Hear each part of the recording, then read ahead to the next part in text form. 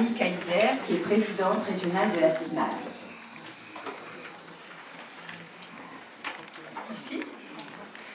Nous avons déjà entendu beaucoup parler ce soir d'immigration. Il est vrai que c'est aussi l'un des thèmes privilégiés dans les discours de Madame Le Pen, mais en fait les autres candidats restent très discrets et lui laissent quand même très souvent l'avantage des propositions. Alors moi je suis effectivement bénévole à la CIMAD, qui est une association militante de solidarité active avec les personnes déplacées, évacuées, migrantes, exilées, depuis 1939.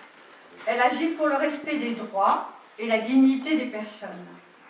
Aujourd'hui, la CIMAD propose des permanences d'accueil dans toute la France, aussi dans la région. Elle intervient aussi dans certains centres de rétention, dans les prisons, afin d'apporter une écoute, un accompagnement administratif et juridique aux personnes migrantes. À partir de la connaissance que nous avons de ce que vivent réellement les réfugiés, les migrants, et témoins aussi, comme nous le sommes, de l'impact réel des politiques migratoires, nous avons un rôle de vigilance active. Nous dénonçons les effets des pratiques mises en œuvre et nous questionnons les logiques répressives. Difficulté de l'accès au territoire européen. Je ne vais pas m'étendre, mais les disparitions en mer Méditerranée sont un problème terrible. Demande d'asile restée sans réponse durant des mois, parfois des années. Enfermement des personnes étrangères. La France est un des pays où cela se pratique. Difficulté d'obtenir un titre de séjour. Aujourd'hui, nos politiques publiques sont déjà dominées par une vision à court terme. Elles contrôlent, trient, sous-traitent, discriminent.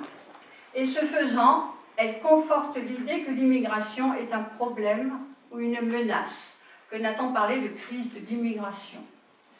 Pour cette période électorale, la CIMAD a décidé de ne pas interpeller directement les candidats, car le bilan des expériences précédentes, et en particulier la dernière présidentielle, a été peu probant.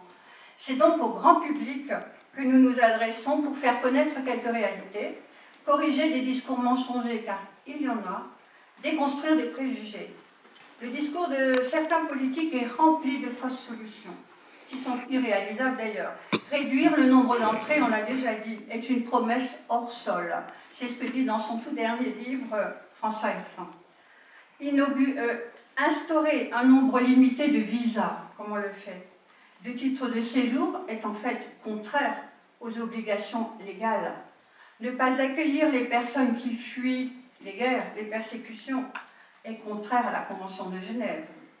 Concernant l'immigration familiale, et on l'a dit, l'application des quotas placerait des personnes mariées à des Français, parents d'enfants français, en situation irrégulière.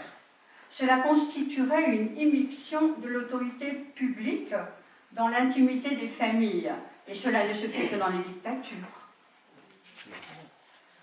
La procédure de regroupement familial est déjà, en fait, très encadrée. Limiter encore représenterait une violation de la Convention européenne des droits de l'homme.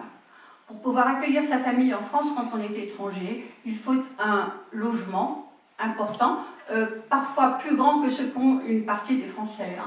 Il faut un salaire aussi, et cela on ne le dit pas. Donc de toute façon, ce regroupement familial est difficile. Ne pas permettre à une personne de bénéficier d'une couverture maladie ne fait pas économiser de l'argent, nous l'avons dit aussi. Mais il faut aussi savoir que pour avoir un titre de séjour pour raison médicale, eh bien, il faut déjà avoir une présence d'1 an en France. Pour pouvoir bénéficier de droits sociaux comme le RSA, il faut être en France depuis 5 ans avec un titre de séjour et le droit au travail, ce qui n'est pas très fréquent. Donc ce n'est pas vrai. Les gens qui arrivent n'ont pas de droits sociaux. À part l'AME, ils n'ont rien en fait. Faire le tri entre les réfugiés, les migrants économiques, implique une hiérarchisation des causes de l'exil qui n'est pas acceptable et qui occulte la complexité des motifs de départ très souvent liés entre eux. En fait, toute la discussion sur l'immigration est à revoir. Les mouvements migratoires sont là. Ils vont durer dans l'état du monde actuel. Il s'agit d'une réalité. Ne pas chercher de solutions humaines, respectueuses des droits, ne fait que renforcer les discours extrêmes. Les réponses ne sont pas faciles, nous ne sommes pas naïfs, mais elles ne seront durables que si elles visent en priorité la défense et la promotion des valeurs fondamentales qui nous permettent de vivre ensemble, c'est-à-dire la justice, l'égalité, la solidarité, la fraternité. Elles se fondent aussi sur la conviction que nos différences ne nous divisent pas mais nous enrichissent, que la confiance réciproque fonde une alliance plus solide et plus féconde que la méfiance, le repli ou la haine.